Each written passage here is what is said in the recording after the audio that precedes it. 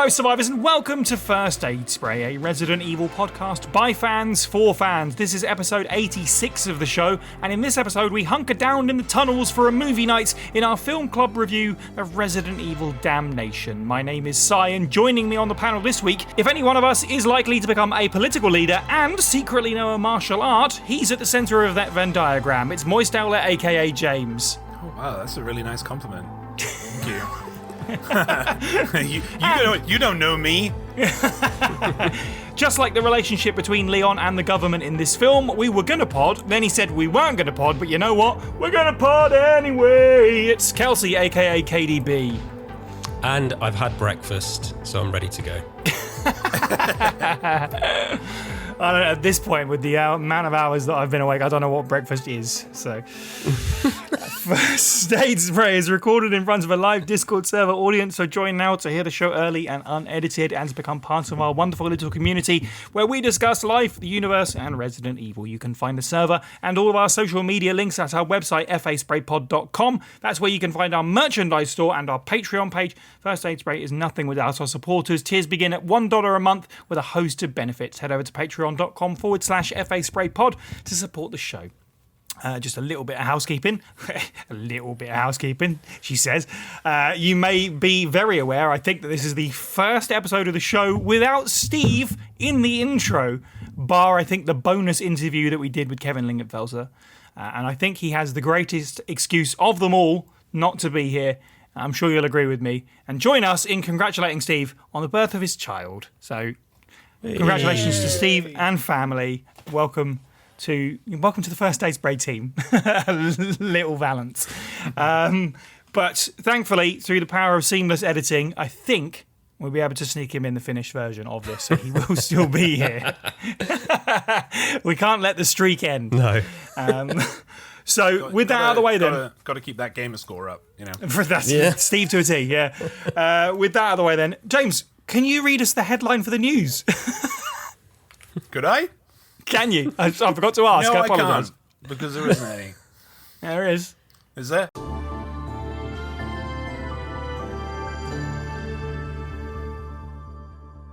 Yeah, RE2 is coming out on GOG. It should, in fact, be out now. As of the time. Oh, nice. Well, it's not out for us right now, but when the podcast is out, it will be out. It comes out on August 27th, so we got a date sort of a week or so ago, but that is officially launching. I mean, obviously, we talked about this at length before in terms of how it's just good to have this happen, but I think probably more so RE2 than the original RE1, just because the original RE1, it was also kind of accessible in a few places. I know the PlayStation Mini barely counts, and it's on PlayStation Plus, whatever the tier is called. I don't know what one's what, because it's just so unclear. But RE2, goodness knows the last time it got a re-release, classic RE2. So it's wonderful that it is coming /here now. Looking forward to seeing everyone playing and talking about it on social media in the next week or so, and see what the take is among, obviously, lots of new fans who have probably not played it before and have only played the remake. Kelsey, are you excited for this? I mean, yeah, I am. But this is one of those things where I have no idea what GOG is, and I still don't know what it is. I've tried to educate myself because I'm not in a PC ecosystem at all. Yeah. I guess just the selfish part of me thinks, why are we just not getting a release everywhere? But, you know. That's fair. Yeah. But, yeah, I mean, it's great. For, no complaints from me, really. I'm happy that people can access it. It's brilliant. The general sort of fan reaction to the fact that these three games are coming out has obviously been very strong, so hopefully they've taken notice of that if they hadn't already kind of put it into consideration, that something will be coming to console. We can only hope. GOG is like a client. It's like Steam, where you can boot games from, but it's all usually, it's like retro stuff. Yeah. James, any thoughts on RE2 Classic coming to PC? Looking forward to playing it for the first time? Probably not. I'll just watch you guys play instead, because I have problems just controlling modern games in my hands. So, like, if I try and go to RE2, it is really fun watching those games, though. Like, people who know the games, it's really fun watching people play them, because everyone has kind of their own little style or how they play those games. So, yeah, I'm really excited for it. But hopefully, with this being maybe a litmus test, we'll get something in the future a little bit more, wider in scope. GOG is known to. It's essentially just like a. The way I've been looking at it over the years is like a no holds barred like client. It's just allowed you to gain access to the games with no other guff, basically. Yeah, you can just literally download the EXEs as well. You don't even need the client. Yeah, which is great. Nice. Yeah, it's not like Steam or Epic where it's all DRM stuff, always online, etc. It's also why like some non-reputable people use it, but mostly it's a great little thing for stuff like this. I think. Okay, it's a good idea. So, does anyone have any theories on why they've gone this route then? Because when you explain that, James, my mind just says, why are Capcom going this route when effectively there's money left on the table? Why are they letting it become essentially, I don't want to say freeware, but accessible in this way instead of, banging loads of protective measures on it like they do with everything else? Is it because they can't? And that's what worries me. I think it's because I think this is literally a litmus test. I think it's because to put a game and to sell on game. To put a game on Steam. Wow, Game don't sell games anymore, James. Game. To put a game on Steam and to sell it, they will get some of the proceeds, and it costs to put on there, and like on Epic as well. So they might just like, okay, we'll just throw this on here for like pennies, and give you it, see how it does, and then we'll expand. That's my theory. It's so funny to me that Capcom are sat in their business meetings going, we're not really sure if this will sell much. Should we try it out and just drop it on GOG casually? It is a hard thing to kind of gauge because it's there's a lot of older players like who will go and they'll be very loud about it, but they might have been like, oh, how's it going to do with everybody else though? Sure. Yeah. The understanding is this is actually something where GOG approached Capcom and went, look what we're working on. Are we cool to do something with this? Like, we are trying to port up the old Windows version, the source text version. Okay. Of that. So I think it was them that basically started the ball, and Capcom went, yeah, looks cool, I think. Okay, Go for it. And we'll approve this. And hopefully it is something where they see it roll out and go, oh, okay, maybe it is worth doing something. Yes, please. But that I think that was in Sphere Hunter's video that she was saying about that. Okay, cool. Sorry. As a final thing, no, go ahead. As well. It's nice that that's happened. Yes, because over the past 10 years, we've been inundated with big corpo game companies just stamping down on that kind of stuff, squeezing, and then they'll just outright cancel stuff, and then like years later they'll release something that's worse. So it's nice that has gone the opposite way for once. Good old Cap God. I mean, the meme holds some water. Let's be honest at this point, with the state of the industry and where Capcom is at. They're in a really good place compared to everyone else. It's just another good example of them, doing a good thing right by the fans. Cool. Let's move on to our main subject for this episode then, which is Resident Evil Damnation. And now, reading the file, a crumpled memo from Resident Evil 2002, Jeremiah Cole, who you can find on Casting Call Club as Jeremiah Cole VA. Today, Sir Spencer told me to hide something where no one could find it. Well, I had this idea. I figured if I could somehow have it protected by a dangerous animal like the vicious canine that lives here, no one would be able to get near it. As far as I can tell, the mud is always hanging around the second floor balcony on the west side of the terrace, and he ought to come running at the sound of a dog whistle. This is where you come in. The thing is, I reckon you're the only person that can get near that damn dog without risking a serious mauling. Which means only you can put this collar on him. The object that Sir Spencer wants hidden is concealed inside. You're the only person I can trust with this. Of course, you'll get something out of it as well. Remember that certain item that you always wanted to get a hold of? Well, in exchange of your services, I might be able to get it for you. This could work out well for both of us. John Tolman.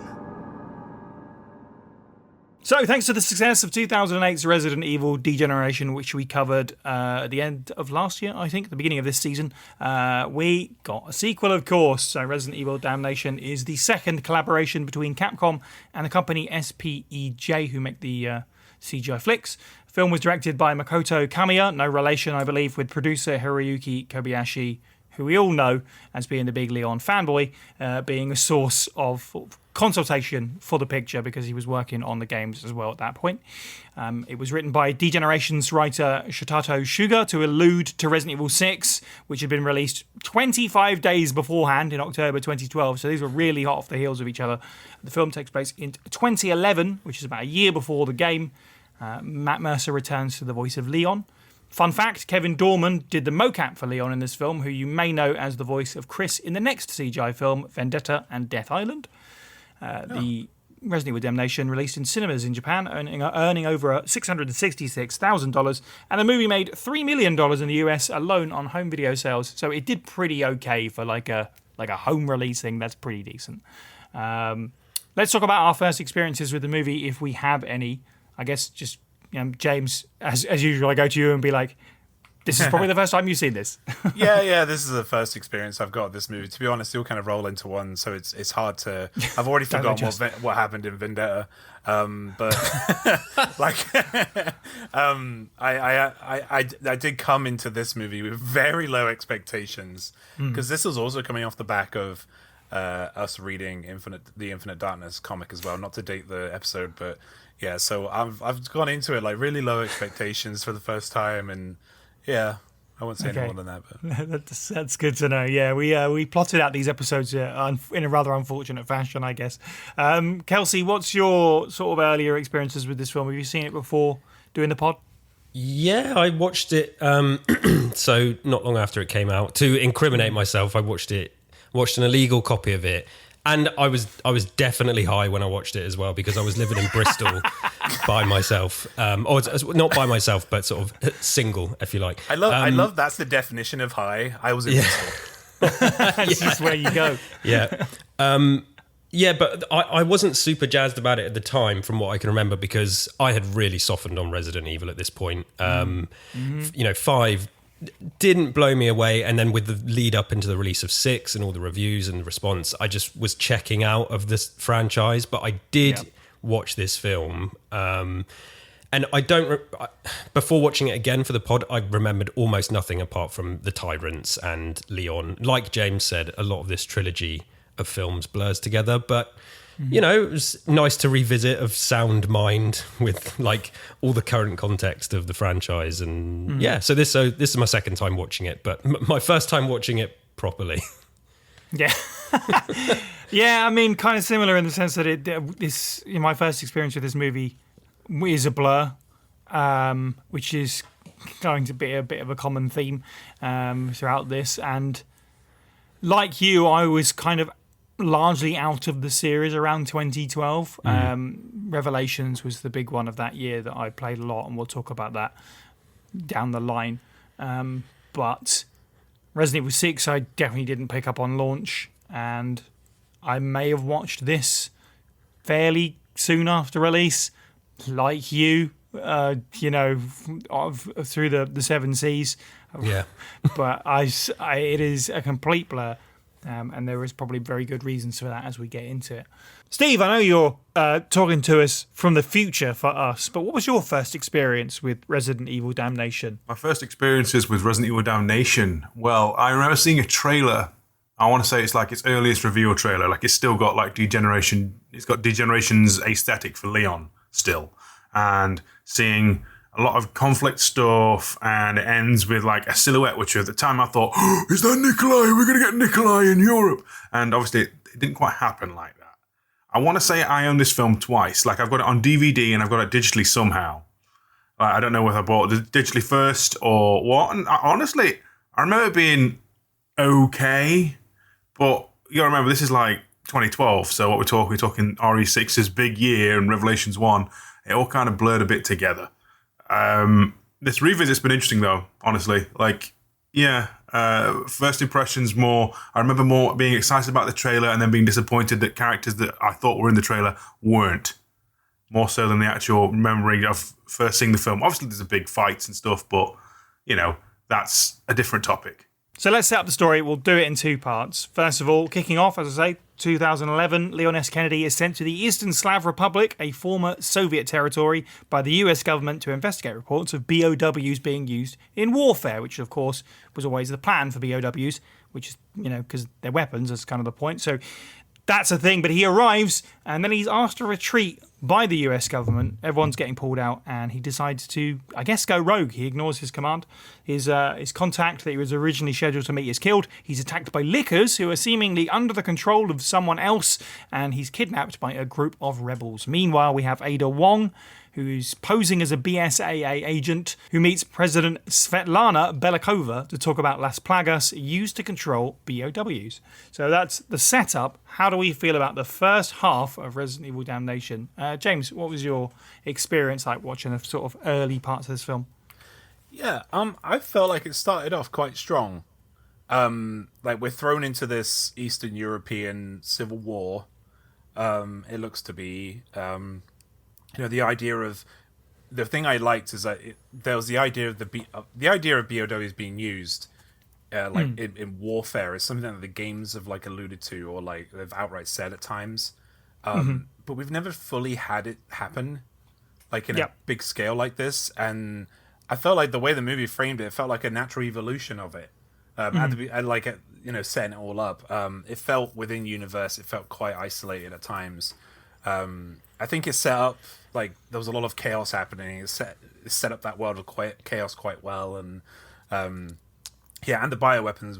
It gave them a lot of care, more than I was expecting. When it comes to Resident Evil itself.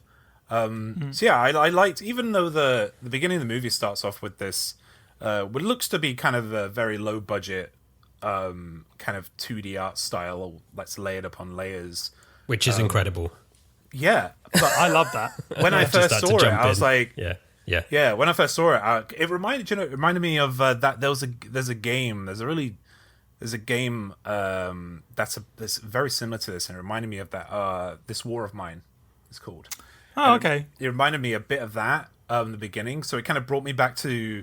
I mean, I can't say good days with a War of Mine because it's a depressing game, but it's a good game. It brought me back to then. I really liked the story setup up to a certain point, which we'll go into the second half. But I was like, oh, this is nice.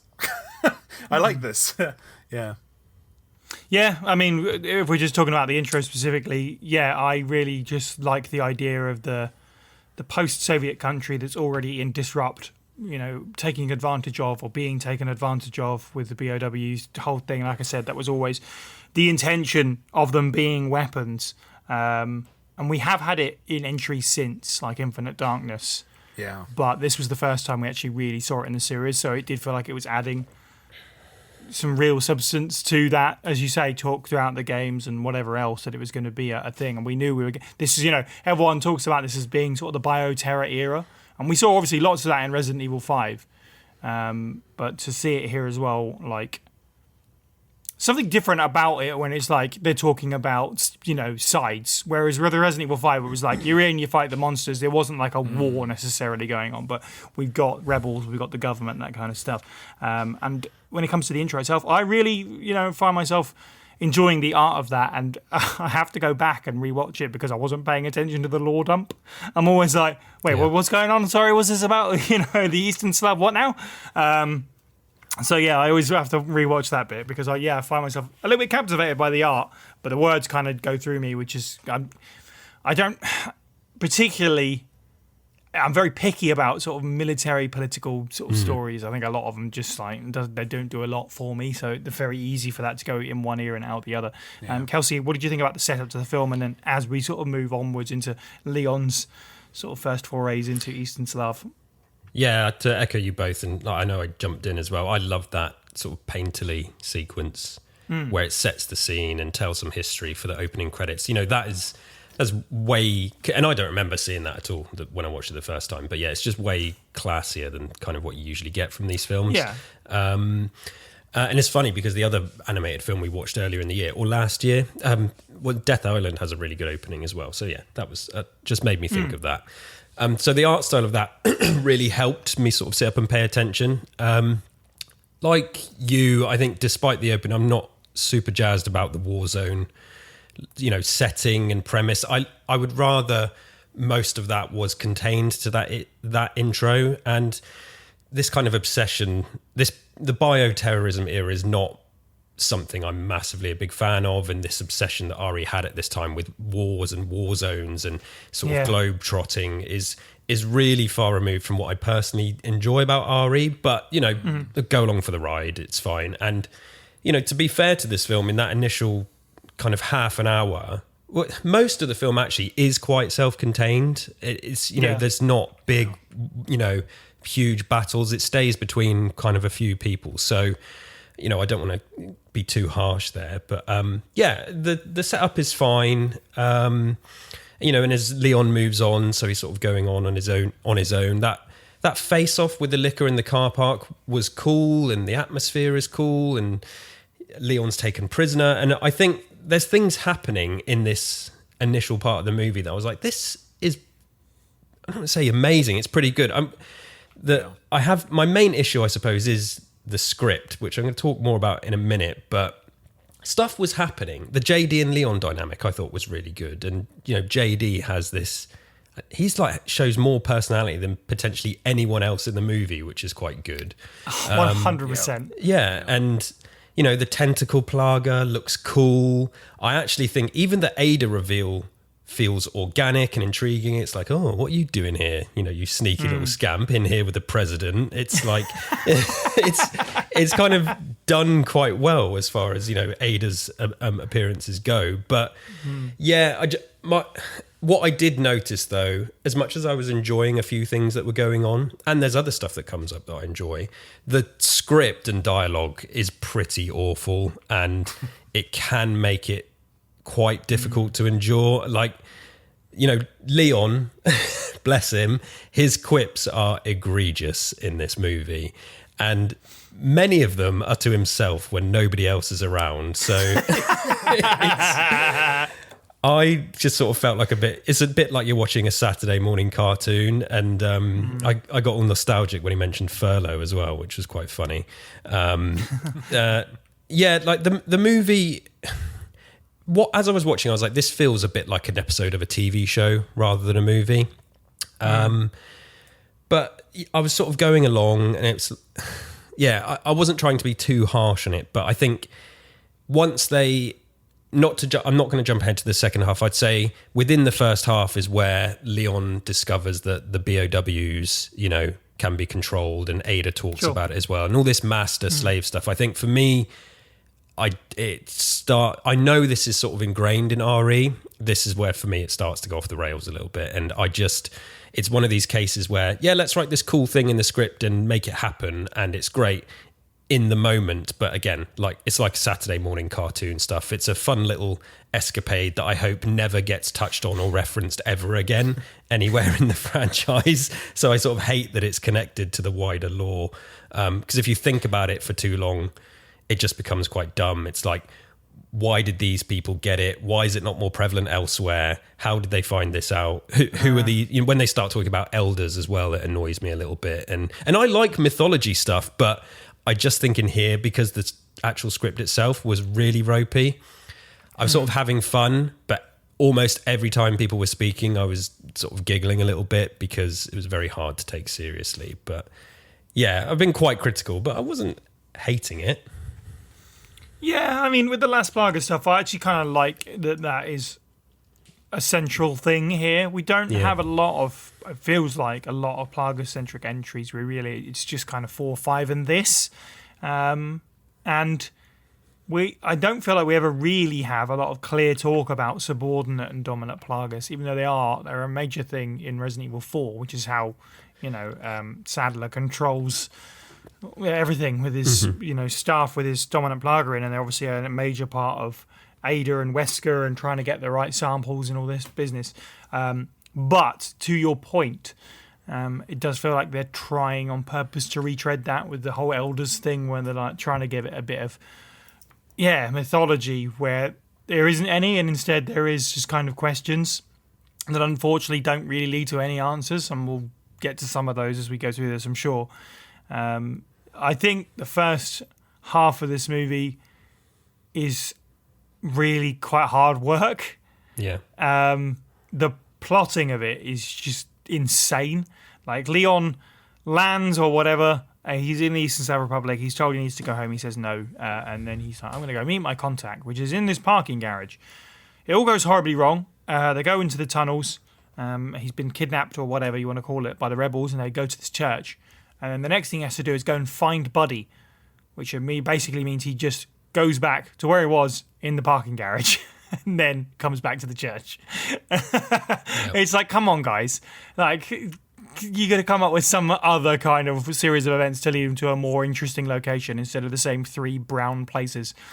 Yes. Parking garage, church, and tunnels. And they're pleasant to look at in the way they're rendered, but they're not pleasant to look at because everything is brown. And I know it was the style at the time to a certain degree. I think maybe we were kind of getting out of it. I don't think it was the style at the time. I think we were perhaps sort of leaning away from that. But this is quite a dull-looking movie, especially in the first half. And yeah, you're right. The script is dire. Like, there's just a lot of really obvious. It's a zombie movie. We've got an hour and 40, so we'll do all the obvious bits where somebody gets infected, where they don't trust. You make sure you shoot them in the head. We don't know what's going on. All this stuff. Even though if they're in an active war zone with BOWs, they should probably know what's going on. It's just kind of nonsense, really. Although the Las Plagas stuff, to your point, James, did look cool. Like they treated that right. I feel like getting to see the I don't know if they're a Ganado or what, if they have a separate name, but the Las Plagas sort of infectees giving a Plagas to another host and bleeding out the eyes and all that stuff was like that stuff was really cool and a nice sort of nod to what we've seen in the games and stuff. Also, while we're just doing the first half of the film, the best jump scare in this film is in the first half. And I think it's probably the only jump scare, but it actually genuinely got me. Maybe because I was half asleep. But the bit where Leon is allowed to go through and go find Buddy, and he runs off with a gun, and you have JD standing there with his knife, and it pans out, and a zombie just like walks into shot right in front of the camera, like a big obvious like bang. And I was like, well, okay, yeah, fair enough, it got me. James, what did you think of the rest of part 1 of the movie? So you mean the second half? I mean, well, up to sort of that kind of part. Oh god, I think like my idea of when the second half and first half is going to be different. But see, I really like the tunnels, and I really liked how it felt like a sequel to Resident Evil 4. It does, yeah. Yeah, I think that's on purpose, isn't it? So I mean, they succeeded because I think that was intentional. Yeah, it because and it's not just like the environments, but also it was and we'll go into it later, but it's also the way they framed like music and sounds and stuff like that. It just felt like they did it right. There were certain points like there were just glimmering parts of this film that just felt, they have played the games, and this feels like it does feel like it could be like a cutscene from the game. Yeah. Like one thing I've mentioned is in my notes. It's like I really appreciate in this movie how they slow down everything, because in other CGI movies and even in modern day ones, the combat is so wild and fast that you can't tell what is happening. They love motion blur for some reason, even though motion blur is the worst invention to come to media since forever. Like, it's to hide technical issues, really. Yeah, it's like darkness and horror, isn't it? Yeah.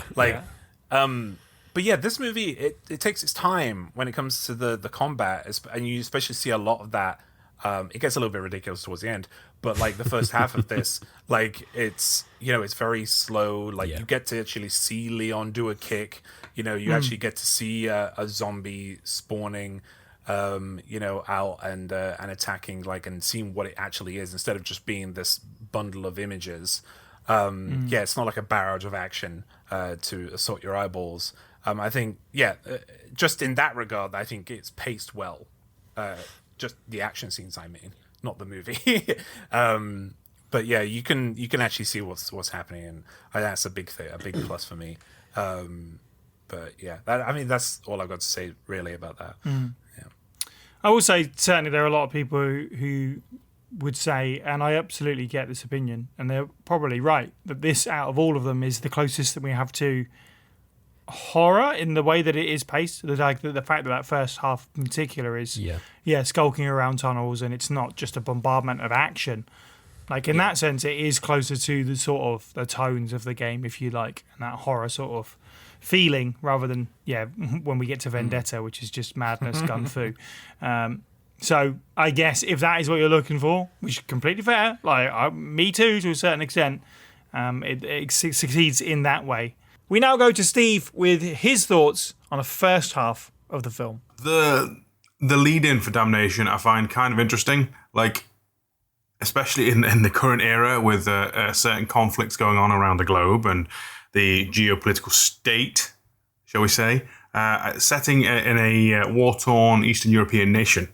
Like, I remember all the stuff that was kicking off in Kosovo when I was growing up, and hearing about that and the day by day, obviously from the UK's perspective, so I don't know how that skews the view, but that to then be sort of not quite, but askewly fictionalized was a bit like, it's a bit of a risky setting, isn't it? And seeing Leon, well, it's kind of implied he goes rogue, isn't it? And he basically is investigating with the terrorists, or what are suspected to be the quote-unquote anti-establishment forces, which basically boils down to a handful of soldiers, or guerrilla soldiers who have plaggers, or at least lickers and a few plaggers. It all goes a bit askew. I don't know, I really do. I vibe with Leon breaking the rules, or trying to, and he seems to be not quite as quote-unquote grim and miserable, just quietly sassy in this film. As opposed to more modern takes on Leon, where it seems to be he's getting closer and closer to alcohol and misery and being a bit dour the whole time. Death Island excluded, he seemed a bit more upbeat in that. So it was nice, yeah. Generally speaking, I think JD is the only other character that you see his arc and it proceeds. Buddy is almost not there. He's meant to be the big face for the guerrillas, and he's barely there. And then you've got Ada and Svetlana. We're going to say Svetlana. I apologize for getting that wrong. And their little bit of spy games nonsense, trying to figure out who's what, why is she here.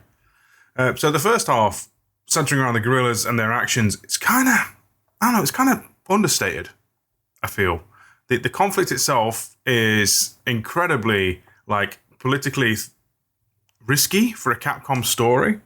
And the actual conflict itself and the combat and the action of the film is, compared to the likes of, Degeneration and Vendetta and Death Island, a little bit understated, I feel. There's a lot more creepy shadow shots and Leon doing more melee combat, I feel like, in this. It's a bit more, the word isn't right, but visceral.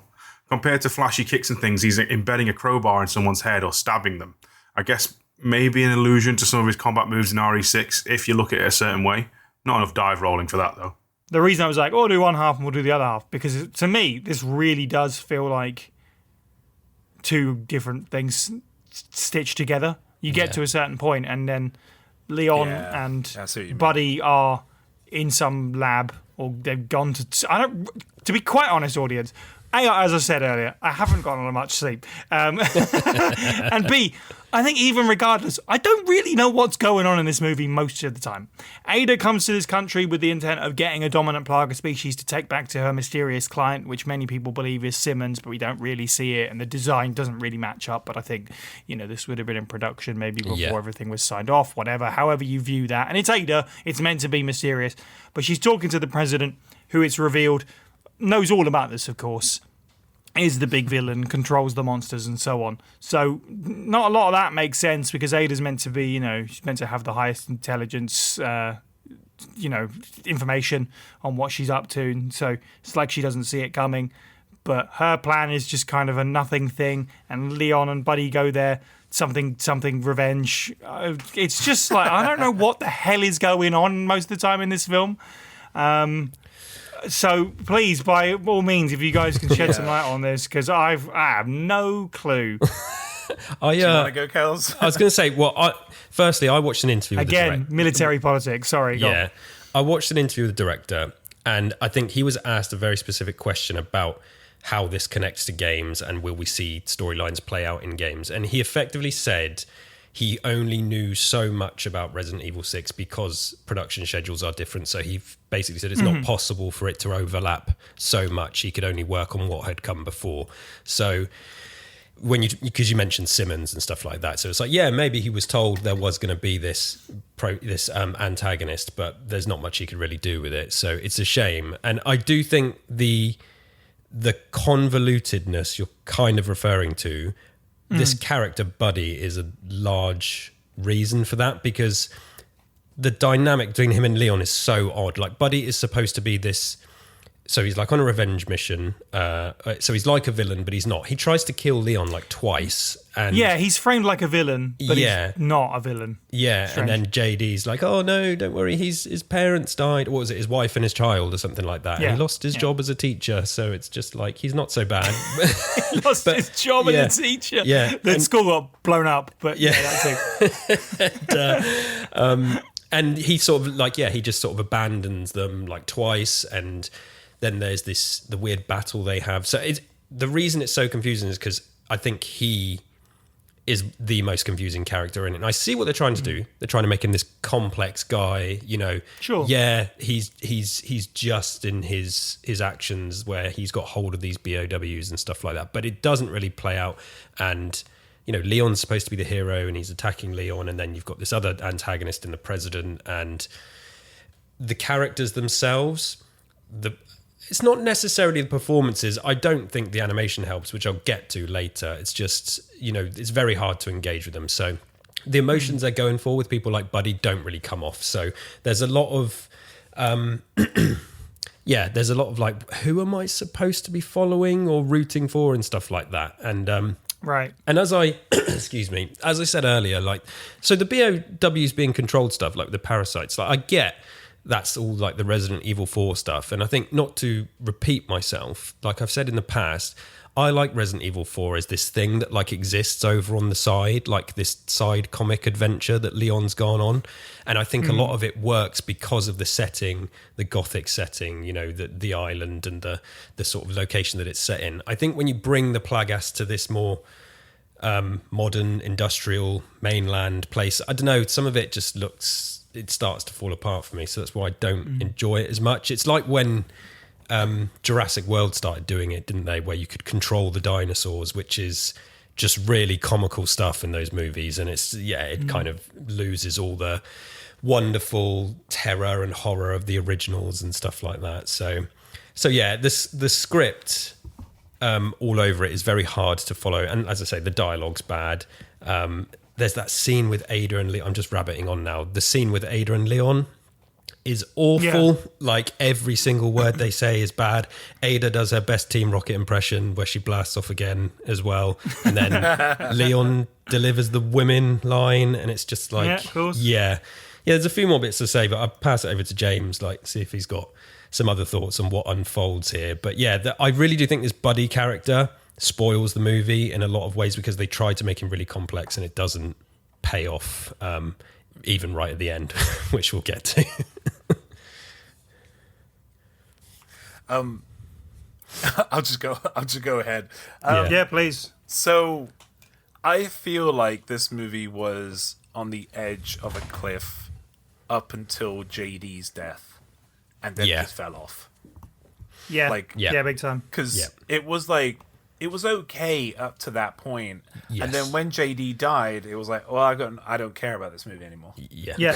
Because Leon isn't someone I like. Buddy is literally the worst. Like, every time he came on screen, I was just, can this, like, not just wannabe go away? Like, he was so annoying. Like, I know not a lot of people like Noctis, but he at least had another dimension. This guy, I know he was 3-dimensional, but no, he wasn't. Like, he was, it was awful. Like, And you said everything I was going to say, to be honest, Kels, but I want to just highlight the ending of this. So the conclusion, it got to a certain point, and we were talking about it before recording, but when you just get like a white noise that goes off in your head, and it's like I got to a certain point with this movie, and that's all was happening. I was bored. Yeah. I was really bored. Like the final fight with the tyrants, visually, we'll talk about it later. They look great, whatever, right? But like the way Leon handles Buddy at the end. It was so confusing.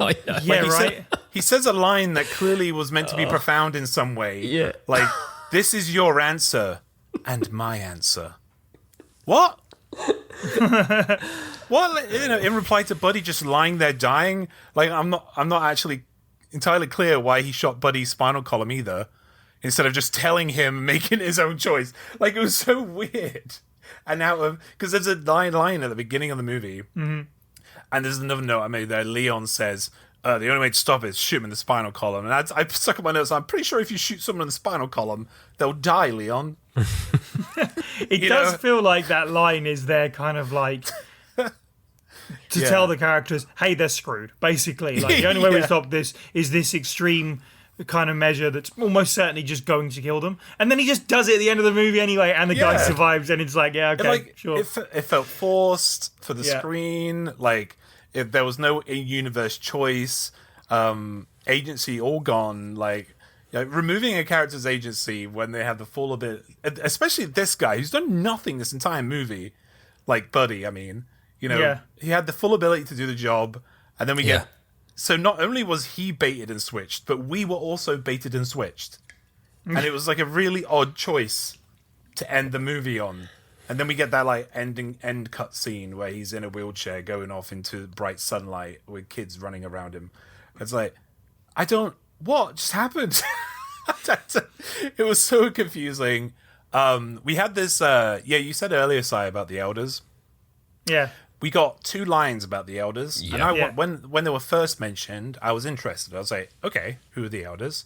I would like to know. That's interesting. Maybe it could lead to the games in some way, connections, Umbrella, whatever, and then we're just told by the president, even the elders agree with me. That's it. That's all we learn. Like, there are so many things in here where it's like, what does this mean? Like, what is why did the US government be like, right, Leon, you're here now, time to leave? Like, we don't really get an explanation of why this covert op suddenly needs to be abandoned or whatever, and stuff like that. Like, Ada's story, like I said, doesn't make a lot of sense. Buddy's story is just like, the story is more, why should we care? My ramble of not knowing what's going on is because it's just so many parts of it just are so poorly explained. They just don't feel like they're connected whatsoever. Like, Svetlana is a terrible villain. Buddy is a terrible character. It feels like there's really no stakes. The bit with the ending scene. I guess the point is that he survived and he went on to work in an orphanage. Good for him. But you could very easily headcanon it. Nope, Leon shot him in the spine and he died. Yep. And he went to heaven. Yeah. It's like... I think the other big problem with that is that, like, normally if you do a bait and switch like that, you leave some time in a movie. Like, you will do the act and then you wait. But all we had was the credits. Yeah. Like, so it was like, shot him and then credits. You waited through the credits? Well, here's what really happened. Here's your reward, The mid-credit scene before they were cool. Right. Yeah. It was very, very silly, and it was a bad way to end an okay movie at one point. The second half obviously has all the has the iconic stuff from this movie. The tyrant fight with the liquors, Ada and Svetlana's crazy martial arts fight. But it really feels like you have to drag yourself through most of this movie to get to the iconic bits. But by that point, as I said, and as we've all said, it doesn't feel like it all clicks together anyway. So the stuff that's good in this film, and we will talk about tyrant fight and stuff, I'm sure, when we get to BOWs, it's good in a vacuum, like as part of a wider picture. It's just such a weird mishmash of stuff that's going on that just doesn't feel like it's got anything to do with anything. It's a very strange film. Yeah. And let's talk about... Sorry, Oh, go on. I was just going to say a couple of other scenes which we didn't even touch on, like giant beehive underground lab. When that appeared, I was like, oh yeah, of course, because they have to get it in there, and that really frustrating me. The scene then, so they escape, Leon and Ada. So they get ambushed and all held up by all the soldiers and the president, and they escape. Leon turns the lights off, which causes all the soldiers to shoot each other, and it's just like, this is pure comedy now. Come on, this is like James said, it's gone off the cliff after JD died. Leon and Buddy fighting again, as I said, that's just weird. That weird dynamic continues. I don't know that shooting Buddy in the spine is so wild to me because Leon gives this huge speech, like James said, and he said, but he's trying to be profound. That line you mentioned, James, is crazy. But then Leon says, I don't have the exact quote, but he's like, there's something worth living for, even if we don't have all of our limbs. And it's like, he's spelling it out for you here. I'm going to shoot you in the spine. And it seems such a crazy thing for Leon to do. It goes against what he said. It goes against his character. Like, try and find a doctor or something. So, yeah, I don't think I felt satisfied with the story by the time the film wrapped up. But like you touched on, Si, there's a couple of cool moments happening in there in a vacuum, definitely. And I don't know if... I haven't massively delved into the timeline. I know when it takes place, and I don't know if there's any big conflicts here, but that ending sequence is so open. It feels like it's missing a scene. We don't really get a proper ending because the president is still in charge.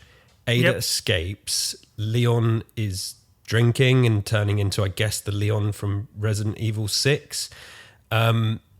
But yeah, there's just no proper resolution, really, apart from the resolution is supposed to be that mid-credit scene, which I think is a bit cheap.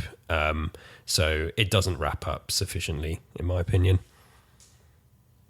Yeah, they put so much sort of weight into this whole, this country that's under the duress of people misusing, or rather using, I guess, appropriately, BOWs, and the president's behind it. And it's like, okay, this is a setup for something, and it's not a setup for anything. It's just a backdrop for some scenes, it feels like. Very strange. Here's Steve with his thoughts on the second half of the movie. The latter half of the movie, the watershed moment when JD dies, it kind of falls a bit, doesn't it? Like it cascades into the more action memorable moments. Like, people will remember the tyrants fighting lickers. They will remember the boardroom meeting that becomes a giant elevator to a secret lab, I'm sure. It's the fact that the big bad being revealed to be the president, and her plan was, I'm going to get these guerrillas, I'm going to let them weaponize bioweapons, and then I'm going to unleash my own bioweapons to stop them, and then glass the whole thing and say, hey, can I join the EU? Bit of a strange gambit. It's a risky move, but will it pay off? Probably not. As for Buddy, he loses everybody and somehow comes out on top. Well, I don't know, in a strange way. When you think about how the story shakes out in the end, he fights for independence against this premier, this President Svetlana Belikova, and in the end, a joint task force of the US and Russia basically come into the Eastern Slav Republic to then upend everything and take control. Now, I am not what you consider a big student of history, but I remember what happens to Berlin after World War II, and the world got split into two. That whole opening bit from Metal Gear Solid 3, the West and East. In this case, I can't help but feel that Buddy may have made things infinitely worse trying to stop this lady by then having two military forces occupy his home. He seems okay, though. He's in a wheelchair, going up a hill, no kids are helping him. Kind of rubbish teacher. As for Leon and the rest, a little bit status quo. Ada being sassy and basically going, I want an international arrest on my record. Yeah, that's on par for her. Still not sure who she's selling that to. I'm guessing, quote-unquote, Simmons, but it could be anybody. That is, again, like a lot of these films, the lead-in to something that will never happen again. It's very strange.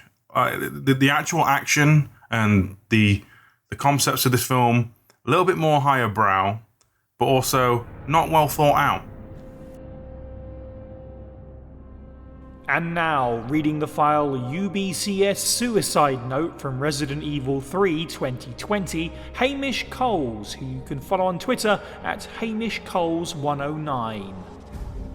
September 28th. The Middle East, Eastern Europe, East Africa. I thought I knew what hell was. Figured I'd never crack, no matter what was thrown at me. But this job? This one was supposed to be easy. A quick wage. I'd earned it. It all happened at once. There were 30 guys in our squad, all armed with state-of-the-art assault rifles, and yet we were wiped out in less than 48 hours. I've been through enough shit to know it only ever gets worse. And if that was just the beginning, maybe I'm a coward. I don't care. This is the only way out I have left. I just hope my body doesn't get back up after I pull the trigger. Let's talk about the characters a bit more. I know we've, kind of gone in on some of them, but any more, notes that anybody has on the peoples before we talk about the tyrant scene and the rest of the BOWs? Any more thoughts on characters? I guess there is quite a few of them. We haven't really talked about JD so much. The lovable goof, who sort of feels to me like he's based off the stoners in Breaking Bad. I don't know if the timeline of that works out. I think it does. Yes, it does. Yeah. He really feels like, like Badger and Skinny Pete from Breaking Bad. He's this sort of harmless, excitable dude. I can see that, if someone found him annoying, I could completely understand why, but he stands out from the rest of this film because he's, unlike the rest of it, he's not kind of drab. Like, he's colourful and he's expressive. So he's kind of a breath of fresh air until, yes, he does sadly get turned into a Ganado or whatever we're called them in this instance. Beyond that, we're in the going through the motions era for Leon and for other characters. We've now completed the journey from the upstart cop through B-movie action star to gritty government man. It is the style at the time, as I said before, of just being like, I'm the moody action hero who wears a jacket. It sucked, and it sucked then, and it sucks now. Ada is just kind of arbitrarily added to this as well because it's a Leon story. Again, we've said it before. I don't know what she's doing here. She's talking to Svetlana about the Las Plagas sample, even though she knows it's for our benefit, and I don't know. It's just kind of, she just feels like it's a Leon story. Better have Ada in there. Yeah. And I know that we can never know who she's working for or her motives because there is no answer, and there never will be. But we're completely retreading the whole Las Plagas thing. We did that in Resident Evil 4 and her and Wesker. So now I guess she has to send out and find another one for someone else. Very, very strange. But this time she gets to karate fight a president, so that's nice, I suppose. James, any thoughts on characters? I've got some more, but I don't want to take up the whole time. Leon is boring. Yep. Lame. He has a stone face and he's stupid man, stupid face.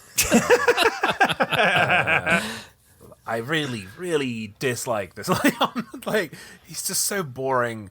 And I don't know if you want to watch it again, but if you look at Leon's face and Buddy's face, they're really similar. Yeah, kind of, yeah. I don't know if they kind of just like messed around with maybe the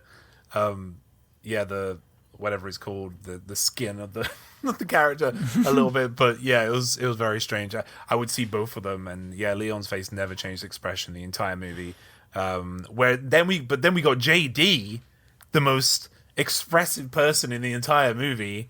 Like, he stole the show, like, of the whole thing. I think if I get his name wrong, I apologize, but Valtaso does his voice and mocap, and he did such a great job. Yeah, like bringing that character to life. And he wasn't just like, it's very easy to bring these characters in and just making them like these half-hearted Joker characters, but he actually had depth to him. Unfortunately, when that depth came, it was very obvious, and then immediately, because we all know that when a side character starts to talk about their past, you know, and they start talking about how tragic of a life they've had or heartache, we're pretty certain they're gonna bite it in the next scene. You know, that's going to happen. And which sucks, because he said the best line in the movie, which is, America's the bomb, yo. And much to Leon's stone face, because nothing happened in that face when he said that, I thought, if I'm going to get philosophical with it, like, it was kind of funny to see JD, because there's a really interesting line from him, because he says, Leon, I think, says to him, don't you hate the the US? And he's like, yeah, we hate the US, we hate the Americans, but they make really good shit. Yeah. You know? And yeah, totally. That is a very good point. And like, it's kind of a cool dichotomy, because Leon is the opposite. Like, he's just lame. Like, he's the lamest person. Like, he's not a good representation of what JD would have seen as America, you know? Which I found was pretty cool. But yeah, that's my bit about JD. But I want to talk about Ada. What the hell did they do to her? Like, I'm always, unlike a lot of people on the First Date Spray podcast, I'm quite happy to see her at all times, so I can learn more about her. But she was majorly whitewashed in this movie. Like, I barely recognized her, first of all. Yeah. Like, she doesn't look like Ada, does she? Just her aesthetic, but also her personality. Like, she was more of a villain in this movie than a morally grey character. The only morally grey thing she did was punch a president. You know? So, like, when Leon, yet again, like, he comes to save her, it had even less weight to it, because I couldn't care less for this version of Ada. Yeah. Like, that's the first time I've said that about Ada ever. Like, because she was just another villain. And she was like, there was no dimension to her again. Oh man, I just wish JD made it to the end instead of Buddy. You know, I would have give me some heartache about Buddy. Oh, boohoo, very sad. You know, but then I would have had the rest of the movie to enjoy JD on the screen. I mean, he and Leon did have, like you kind of alluded to, an interesting relationship that was actually one of the more engaging parts of the movie, which is probably why we all went, oh, he's dead, and now it's kind of back to being boring. Like, it was genuinely quite interesting to put Leon in this role of, you know, grumpy American dude up against, overexcitable JD was really a really interesting sort of situation, but just not so much. Kelsey, any thoughts on characters? So if us three were in a wrestling trios tag team, I think we would be the Junkyard Dogs in honor of JD, because I have to complete the hat trick here. Like, yeah, he's my favorite character in the film. It's kind of insane how everybody else has zero personality and character, and then he's the complete opposite end of the scale. He just says things like, I actually think, like, James, you touched on it really well, but even undersold it a little bit. He actually is really well written in terms of his arc, because of how he arrives, his dynamic with Leon, the little comments he makes about America. You know, he talks about his DVD collection and stuff like that. He has all these great exchanges. He is worried about the old man as well. He starts to show, you know, his concern there. There's this comment Leon makes about his weapon, where he's like, make sure you fire it next time. Now, I'm not sure if he ever fires that gun. I'm trying to think in my mind, but I was like, is this guy a pacifist, really? When they escape the tunnels, he has concern for the rebel soldier getting pluggered in the face, and, you know, Leon not stepping in to do anything or help is just like, no, stand back and let it happen kind of thing. So every scene that JD is in, he does something that kind of progresses his character, makes him become more endearing. Yeah, he's really, in this movie, which is in places really bad, this is really good character writing. He's really, really good. So I love JD. And I like the little callback. You know, we've sort of given Leon a bit of crap today, but the callback with the whiskey flask as well, which was quite nice. Leon, I'm sort of with you both. I mean, I don't mind his energy in this movie. No, I say energy, that's maybe the wrong word. He doesn't have What energy? What energy? Yeah, he doesn't have a lot of energy. I suppose what I'll say is, you know, coming off the back of the comic book that we read and Infinite Darkness, which are both set before this, is that right? Oh, my God, I can't remember what year it's set. Let me look up. I'm sure they are. Where it's like Leon in I that think TV, you're right, yeah. in the TV show and that comic book is a complete dud and nothing. At least here, it feels a bit more like a development of the Leon from RE4. You know, Yes, James said it's like a sequel. 5 years. 5 years beforehand. Yeah. Okay. Yeah. Great. And he seems like keen to get things done, motivated by the past, and he's told that the mission's off, but he's like, no, there's BOWs here. I've got to stop them. Despite the cringe lines that he throws out here and there. He really gets caught with his pants down a couple of times. He gets gets kidnapped and nearly killed like twice. And I like that he's not really shown as invincible in this movie. So I found myself liking him. Yeah, I found myself liking him in this more than I did in other outings, apart from weird choices. Like, he does seem to run around without a weapon for like 25 minutes of the movie, which is really strange. I think he picks up a lead pipe and that's about it. Like I mentioned, he lets the soldier get infected without intervening, and it's like, maybe that's the smart thing to do, but they're just kind of stood like 10 yards away from them as it's happening. So that was a bit weird. And I just can't get over the shooting Buddy in the spine at the end. I feel like nobody would do that, right? I feel like after that speech he's given about living, it sort of jumps the shark. I don't think any character would do what he did there, but he did it. Buddy had sort of touched on, he's really bad, trying to be complex. He just comes off as a bit of an asshole. Never really felt sorry for him. He never seems open to working with Leon until right at the very end, and it's just like, he's this spanner in the works, but a really boring one. Robo President, I've called her, because she's actually like a cyborg, devoid of personality.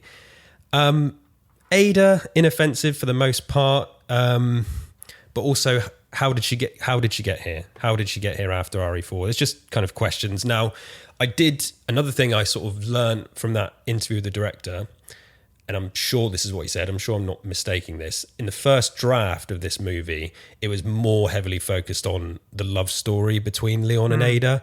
And then I think that got kind of thrown out, but they kept Ada in the film, which is why she feels a bit kind of pointless. So that's probably explains that. But again, just kind of lazy and not much to do. I just think, as we said, JD stole the show. And, there are a few characters, but this is not Resident Evil 6. It is kind of self-contained, and it's not over-bloated with characters. The issue is most of them are boring. Yeah, to that point, the Leon and Ada story, this film contains like the one line that all the Leon and Ada shippers cling on to when she says about when we're going to carry on that night from before, implying that they have, continued seeing each other between, I guess, Resident Evil 4 and this. I don't think there's any meetings that we know of between there that we've seen, but so I could absolutely believe that as well. Just, to heap a little bit more praise on the whole JD thing as well. When he dies, he's like, I don't want to go to war. I just wanted to have some fun with my friend, which is a little, that's a little too innocent and kind of, I guess, ignorant of the true seriousness of the situation. But I kind of liked what they were going for. If only they'd have gone deeper into him and Buddy's actual relationship, because he's very standoffish with JD, and he just doesn't. Buddy as a character obviously doesn't have a lot of time to really be explained or explored, which is why he comes off so poorly. But if we'd have got more background on their history together and who Buddy was before he kind of became this crazy vigilante seeking revenge, it probably could have benefited. Just the movie at large, I guess. But JD is kind of the star of this. My only other notes really is that Buddy is essentially just Curtis Miller from Resident Evil Degeneration, but you just swap the G-Virus for the Plagas and, try and make him a bit more quote-unquote complex and fail miserably at it. But at this point, we've had so many umbrellas hurt me, so now I'm going to be a bad guy in a one-off story, that he's just so forgettable out of all of them. Yeah. And Svetlana is a hilarious villain, the ass-kicking president, who wants to be recognised by the UN, I think it is, which is why she's trying to do whatever she's trying to do. The term half-baked gets thrown around a lot, but this is like, do you know when you want to like cook or bake something and you set all the ingredients out on the side and you realise you haven't bought something? She's such a bad villain. She's with her, you haven't barely bought a villain. anything. Yeah, there's so much of these ingredients missing. But she does appear with no top on. Whoa! Sold. Yeah. She's got scars on her back, right? That's what they wanted to show. Never at that explained. point. Never explained. Yep. Never explained. I didn't even notice that. Yeah. Distracted. Hey, she's genuinely though great name. Svetlana Belikova is a fantastic name, especially I know it's like whatever if you're going to do your American hero goes to Eastern Bloc country, it's a fantastic villain name, but I think it just in general is a cool sounding name, and the character does not live up to the cool.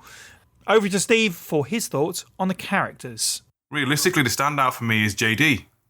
He goes from being a tedious, annoying little oaf to kind of lovable, and you feel kind of bad for him, even if he is dude broing it up the entire time, being a big fan of America, and he has 50 action DVDs.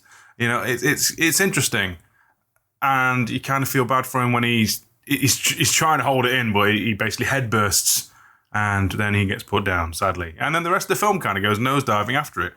Svetlana's a strange villain, a motivation to join the EU by basically staging a proxy war of bioweapons in her own country. It's an odd plan. It's a senseless plan. It's very much a Resident Evil villain plan that's a little bit above the usual, and the world will burn in an inferno of hate. So I'll give it that. As for Buddy, complete patsy, basically turns his country from one dictatorship into a divided dictatorship, if not worse. Leon's Leon. Arguably, Leon going rogue is the best thing for him, even if it does kind of just fall back into status quo again at the end. He seems not as miserable, though, so I'll take it. Ada? Wait, does Ada have any real character arc other than I have thing? Not really. Like, she shows up as basically a, hi, Leon, I'm your main character interest in the games, and I'm here to be tedious. That's fantastic. Though seeing her fight Svetlana, I'll give props. That was a fun fight scene.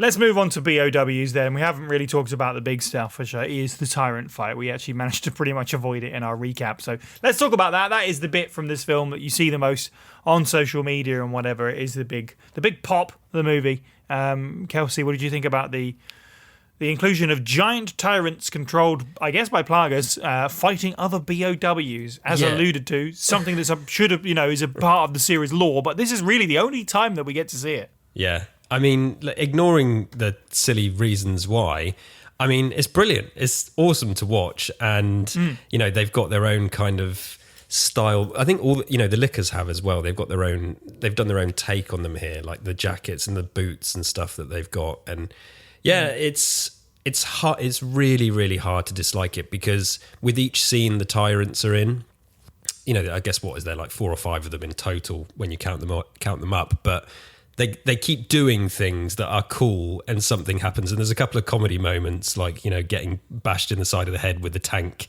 turret and stuff like that. The catch, I think the one where it catches the rocket and just kind of throws it up in the air is really cool. Nice callback. Yeah, they're sort of menacing. I was going to say gormless. That's wrong. But, if you think of... and this is just because it's on my mind at the moment. Like Prometheus is in talk a lot. They look like the engineers from Prometheus. The vacant kind of. Damn it, you stole my joke. Yeah. Oh, sorry.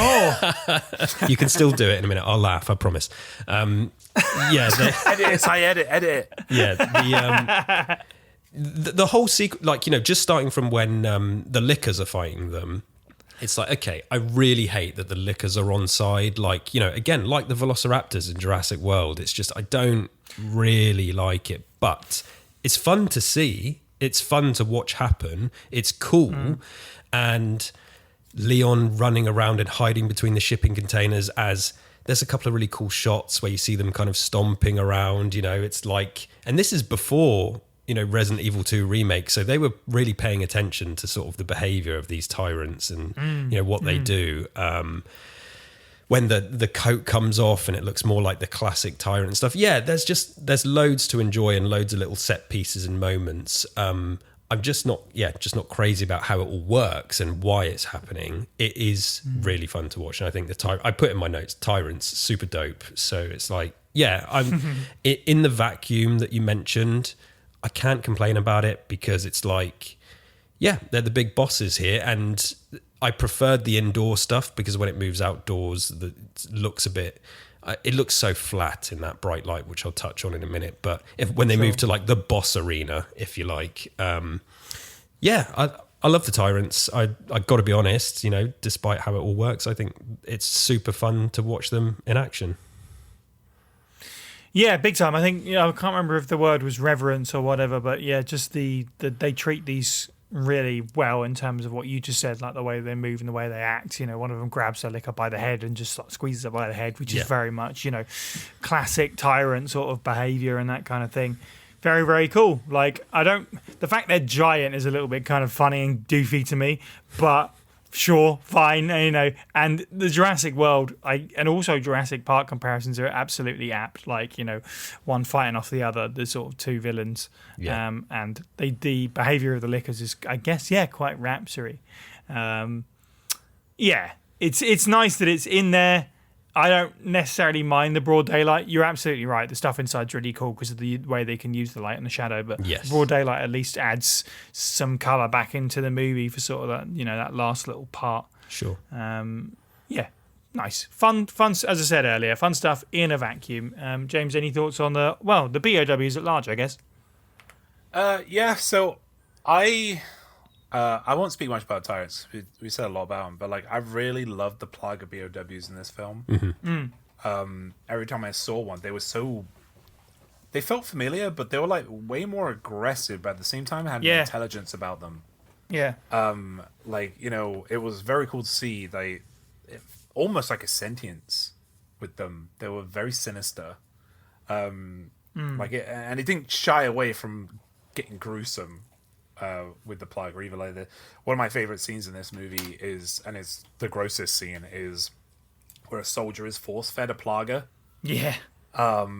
Super brutal. And there were because of the sounds, and it made me look away a couple times. Yeah, and also that scene was done in broad daylight, and it was still scary as heck. Yeah. Which you don't see often. That was one of my favorite scenes. But yeah, the lickers, big boys. They've gone to the gym. They got good traps on their necks and shoulders. Man. Oof. They look great, buff, menacing. But unlike the previous thing I spoke about, like when they go in broad daylight, they kind of lose a lot of the terror with them. I feel like darkness is what makes these guys really terrifying, and that might be because of the bias of seeing them in, Resident Evil movies, Resident Evil games, and they're always in the dark. So yeah, but that first scene, one of my another favorite scene is the car park scene with the music in that scene is so good, and it sets it up perfectly, and then you get to this. It's just it seems like a play-by-play. Like it seems to have different acts. That it's not very long, that scene, but it was really, really, really well done. And then there's the Tyrants, super metal, dumb, but metal. It's nice to see them. I feel like a bit of an afterthought though. Like they weren't really properly thought about because instead of explaining why they were there or there was comic relief lent on them. Yes, there was. Leon slapping the tank turret into the Tyrant's face for no reason.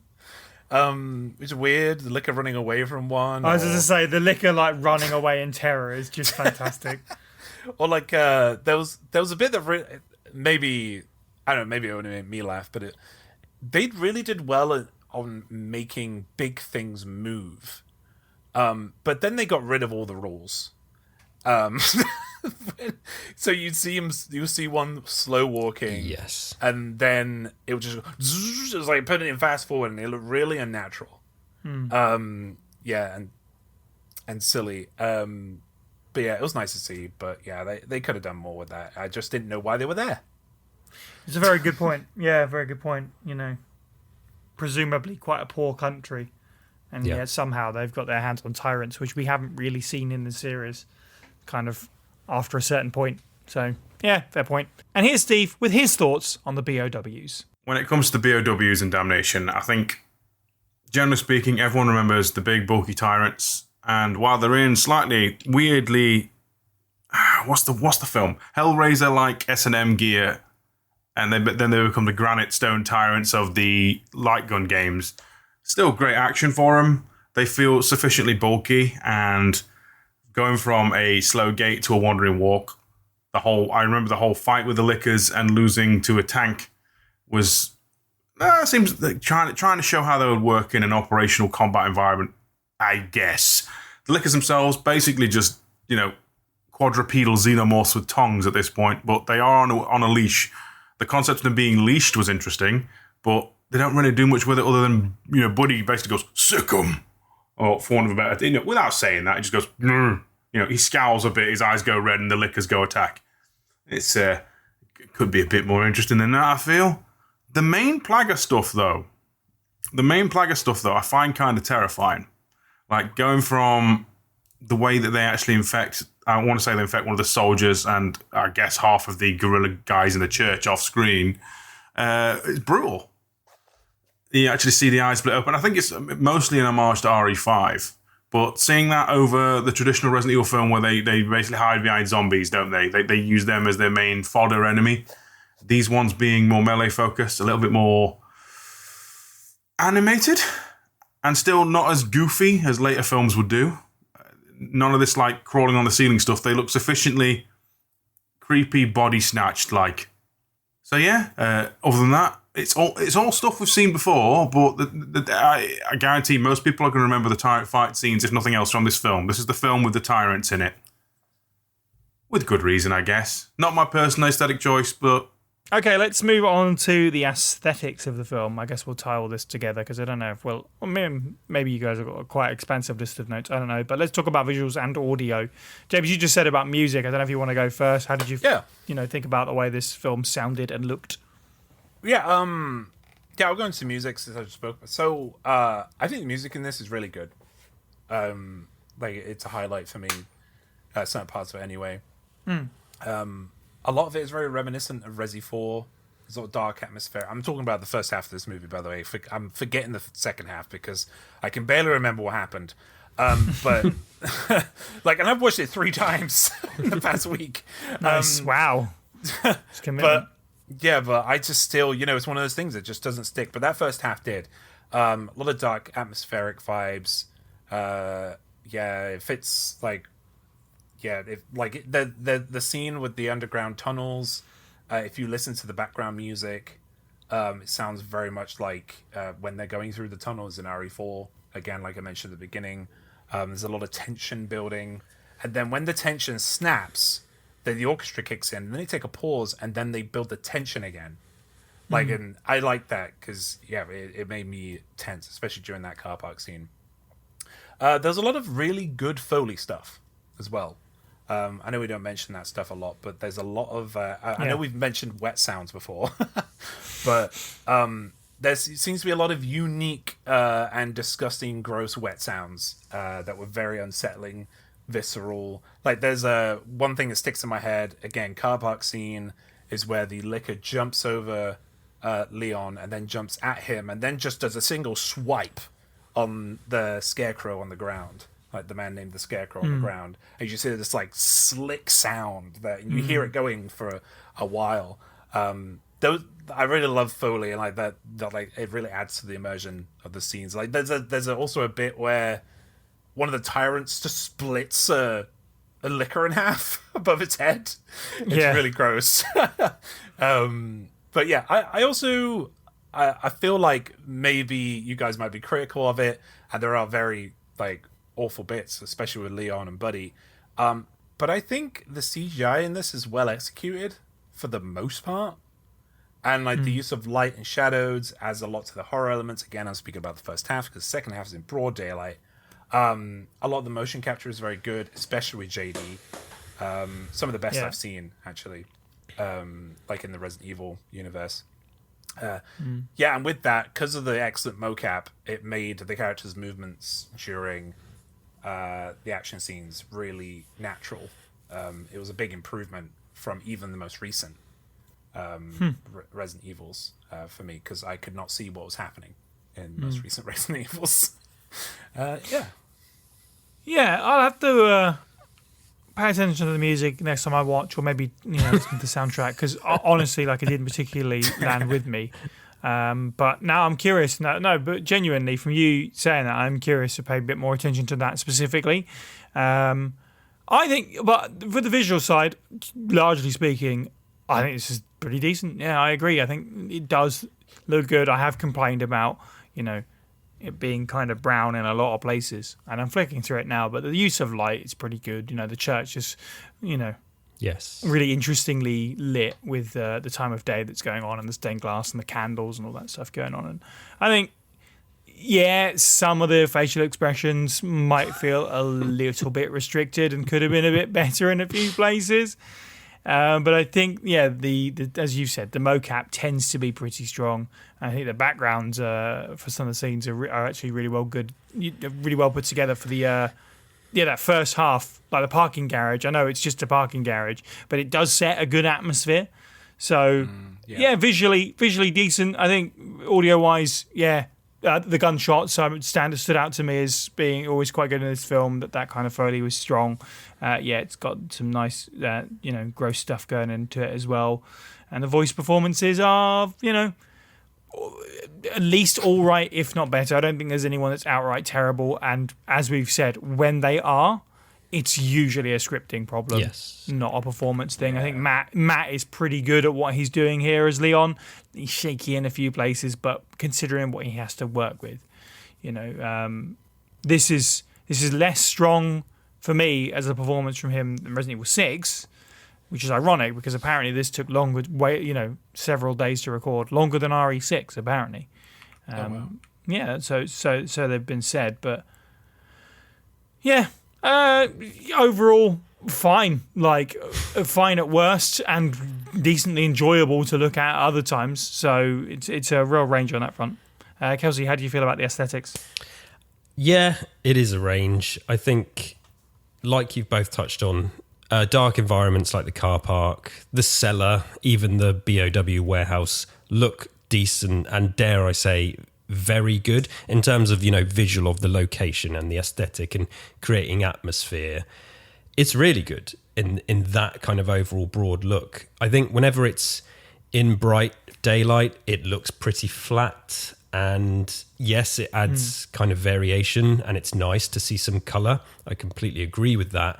I just think like the city streets and the boss arena at the end, there's very minimal, there's a massive lack of particle effects. There's no rainy scenes or ambient dust or blowing leaves really to speak of that could kind of add texture and variety. All the explosions look pretty bad and pasted on. But those locations that you touched on as well, the church side, it does look good. Character models, hero character models look good.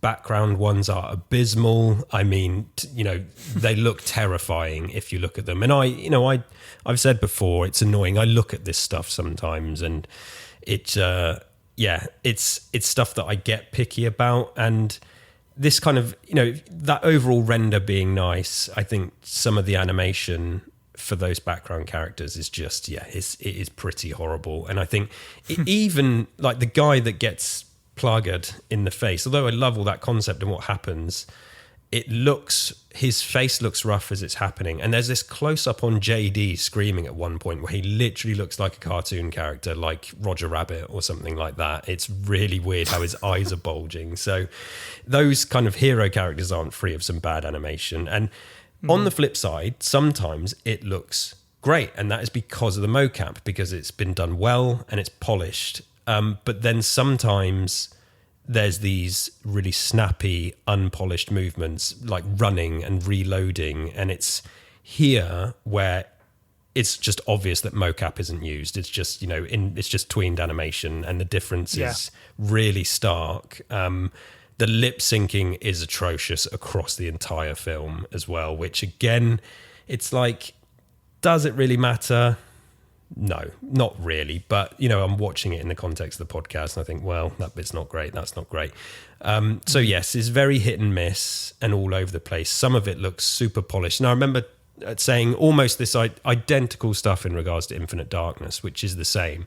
Like, there's really great stuff that looks almost realistic, and then there's other stuff which looks like, they passed it off to the intern or something like that. So it's not the worst, and this is like nearly 15 years old now, so it's fine. I'm never a big fan of this style because I notice these holes, and I know not everybody is bothered by this stuff, but I do feel like these movies don't have the same quality control as some other movies would do, and it's just a trend. This is the case with all of them, and they focus a lot on the hero characters, which are generally good and amazing, but all the background stuff just looks really, really bad. So there's times where it looks awesome and I love it. There's times where it's just embarrassingly bad. And sound wise, like performances, I think performances are great. Like you said, Si, it's just the dialogue's bad, but there's nothing wrong with the actual performances themselves. I also didn't notice the music really, but keen to have a listen back. It's just hit and miss. It's all over the place, which is frustrating, but Part of the course. Yeah. Steve of the future, how did you feel about the aesthetics of this film? So the broad aesthetics of the film, the first half being in dark, and then the second half being the contrasting light with all the BOWs on full display, I think is trying to set some kind of tone or mystery, but it doesn't really work. I appreciate the actual action and the way that it's not as OTT as Degeneration or those that came off it, even including the Tyrant fight where a Tyrant stamps a licker to death. It seems a little bit more grounded, like impactful maybe. Everything feels a little bit less floaty, a little bit more, consistent. Sound design's good, lickers sound okay, Tyrants don't really make anything. Music, I can't really remember a single beat to. Music's all flat. To me, that's probably its biggest thing. I want to say there's big Russian, percussion and that kind of stuff at the ending and the start, but that's just, set dressing, isn't it? I know, I agree. The baby agrees with me, therefore I am right. But no, the music, stock. Visuals, I prefer Leon's aesthetic in this film to, I think, any other CGI film he's been in. Sound, it's okay, impactful. Action, great, works. I prefer this more honed in tone, and the music is it's just If could describe percussion and that's it. I feel like I'm rabbiting on, but you get the point. Okay, let's wrap it up then. What's our conclusion on Resident Evil Damnation? How do we feel about it as an overall package? I guess, where does it sit maybe with the CGI series, which is now 4 movies and a series, which is quite expansive at this point, I guess. Probably too. There's probably too much of it, if anything. James, what are your final thoughts on Resident Evil Damnation? So first of all, before I go into my conclusion, are they meant to be like a collection? Are they meant to work off each other? Not really. They're very much one-off sort of stories. So that's something you should do, Capcom. Okay. So it's almost like making a series with different seasons that are all tied together. Maybe it's almost like when Infinite Darkness got announced, we had a better idea than they did. Anyway. Maybe not use CGI, use something else. Yeah, what could you do? But yeah, if I was to mark, if I was to mark this up against other CGIs, I think this might be my favorite of all of them. Okay. And it's purely because of the strong-ish first half. Because all the rest are kind of, for me, they're just bad all the way through. Other than a few, kind of sparks of good. But there's mostly the first half was good. I enjoyed myself. There's some continuity there from the games. It expands its own story with it. As Kel said earlier on, it's also it is isolated within its own world. as well, so you can follow it within the movie. I do think new and old fans should watch it, despite the awful writing at points, because like the visuals, sound design, and JD are amazing. But yeah, it doesn't bump it up to a regular rewatch with me, but I did enjoy a lot of this movie, which is more than I can say for the others. There is some light there. Like I do think it captures the essence of the games at points, which is what we want really from adaptations like this. Yeah, it's for me. It's one of those things where I often hear people say that this is their favorite, and I can kind of understand why. I can see some of the idea of the appeal and why people sort of get with it, and I would have loved for it to have explored what it does well a lot more, so that maybe I could connect with it in that way too. I think the people that do like it, yeah, it's with the caveat of, hey, it could do the X, Y, Z better, but out of this sort of bunch, maybe it's the best. But for me, I don't. Oh, I'm not gonna bat for it. Oh no, Yeah. Pretty sure I gave it 2 stars on Letterboxd. But for me, I don't think I could say that, quite simply because, and I've waited to the end to say this, genuinely, every time I try and watch this movie, without fail, including this time, I have fallen asleep. Nothing else I should have put it on earlier today when I was trying to have a nap. I don't know what it is. Something about this way this film is and the way that my brain is wired. Yeah. Just, I can't. When I watched it for the podcast, I had to, I've got to watch this bit again because to make sure I know what the hell's going on. No wonder I didn't know what was going on, because I watched several bits, over a couple of times to make sure I kind of took it all in. Because, oh no, I've realised I've been sat here with my eyes shut again. Because, again, the military politics thing, not really my thing overly. I'm very kind of mixed on it. Sometimes it needs to be done a certain way, it really needs to hit. So if it's very average for me, I'm just not interested. This is a film just feels like it never really gets going because it doesn't know what it wants to be. We've said there's no interesting characters after JD dies. A lot of points I felt like it was quite boring to look at, even though it is technically fine to look at. It's still quite boring. Ada is more pointless than perhaps ever in this film. It is just truly dull, and I think even though it is the closest to the horror, it's definitely the most grounded of the films. And in terms of like the lore tidbits, it might be one of the better ones as well. As I say, like the last Plagas and getting to see that and getting to hear about the dominant and subordinate Plagas up sort of as a main thing. I get the appeal of that, but I think just purely because it is basically, I don't know what it is about this film, but it's a knockout drug for me. I think it has to be the bottom ranking of the CGI stuff. I don't want to repeat myself, but when we finished up the last podcast and I was like, okay, we've done the comic now, we never have to think about Infinite Darkness again. I'm glad we've done this because I don't know if I never have to see this film again, I'll be happy. Kelsey, final thoughts on Damnation? Yeah, I certainly wouldn't give it any more than 2 stars, that's for sure. Weirdly, overall, I kind of had a bit of fun. It is marred by a really awful script. And I mean, specifically dialogue. You touched on pacing and stuff. I think the dialogue is what I have a lot of issue with. And then there's just concepts that are really personally uninteresting to me. But that story that it is sort of does well enough to stay contained, which I do like. And there's plenty of those really enjoyable, fun set pieces, which I've kind of talked about. They don't over bloat it with too many BOWs, which is kind of hilarious. Like, it's not like, quick, get everything in there. It's like, it's the lickers, the tyrants, and a couple of shots of Plaga, and that's kind of it.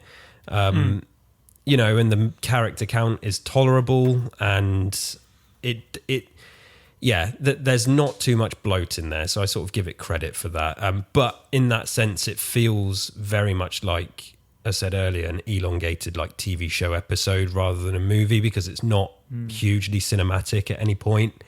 I suppose where it does come bloated for me, or convoluted, is the controlling of the BOWs thread, which I would rather just sort of stayed in that adjacent area with Resident Evil 4, because it just raises too many more questions for me here about how it works. You know, a school teacher getting his hands on this stuff, the elders that we hear nothing about, that we'll probably never hear about ever again as well. Oh, I meant to say, sorry, I wonder if that was meant to be connected to the family and Resident Evil 6, the whole Illuminati thing, and it was just another consequence of the not knowing what they're actually doing with the game and the film, kind of, you know, different schedules, as you said before. I'm sorry, I've just suddenly remembered that, but yes. That's very possible. I mean, maybe they'll explain it when they remake RE6. But yeah, the script is just generally almost everything that comes out of most of the characters' mouths, apart from JD, feels really weak, and those quips are too much. Even Ada does it to herself at one point, which is really is really jarring. Objectively, the visuals hit and miss, and you can choose to sort of accept it for what it is as a CG animated movie. You know, sort of mid CG doesn't necessarily ruin these things for what they are. But I think the problem is when you have some ropey visuals and bad script together, for me, it becomes a tough watch, and it's pretty lazy and slapdash. So, it's for its place in Resident Evil. I'm perfectly fine with it existing. And as I say, just kind of, I guess, semi-ignoring that it exists, but happy for it to be over there as this kind of pseudo-sequel to RE4, like James said. If you're a Leon mega fan, you're probably going to love it and get a lot out of it. But for me, not massively looking... it's not what I'm looking for personally. So it's not devoid of merit, but like you, I can't imagine I'll ever watch it ever again. And I definitely enjoyed it more than I did that comic, so there is that. Even I know it went to cinemas in Japan, but it is appropriately the direct-to-video sequel to RE4, isn't it? Yes, it is. And finally, Steve, what are your final thoughts on Resident Evil Damnation? It's not a high bar to beat, but I think this may well be. This most recent rewatch maybe has just softened me up a bit, but I feel like it's probably my favourite of the CGI films, excluding maybe 4D Executor and the aspirations of Death Island. But generally speaking, it at least beats Vendetta. It at least beats Degeneration for me. Like, strong. It tries to do things that are a bit more out of the norm for Resident Evil. We haven't just got an arms dealer trying to do this. We haven't just got like a megalomaniacal tyrant trying to take over the world or burn it down, you know? It's got characters on two sides of a conflict that are both probably not in the right or not in the wrong. Svetlana's a little bit more in the wrong. You get what I'm saying? And that's interesting to me. Like seeing Leon be quote unquote off the leash, although not really, was at least a little bit of fun. And JD, he's okay. In my mind's eye, this feels like this could have been a Revelations game. You know how there's ways it seems to proceed almost like it's a game campaign in film form, which is fine by me. I can get behind the odd game movie, like literally, like, you know, as in all the cutscenes strung together in a way to look aesthetically pleasing. See also my opinions on Resident Evil 3 Remake. So yeah, like I know a lot of people probably are a bit harsh on this film because it's a little bit more subdued, other than woo, wow, cool tyrant.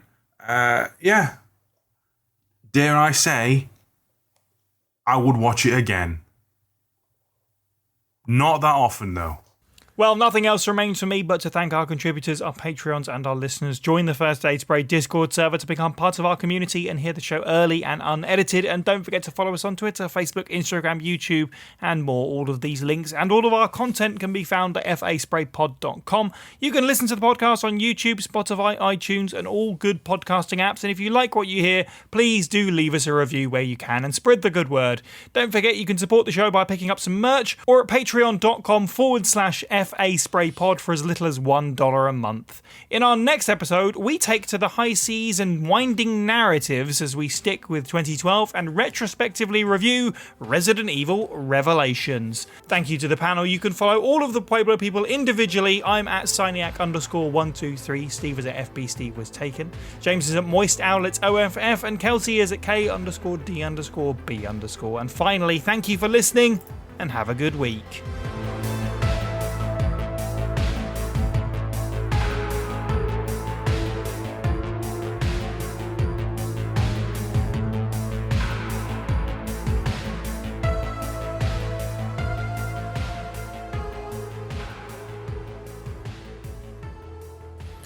Checkity check, check, check, check. Check out. Check out.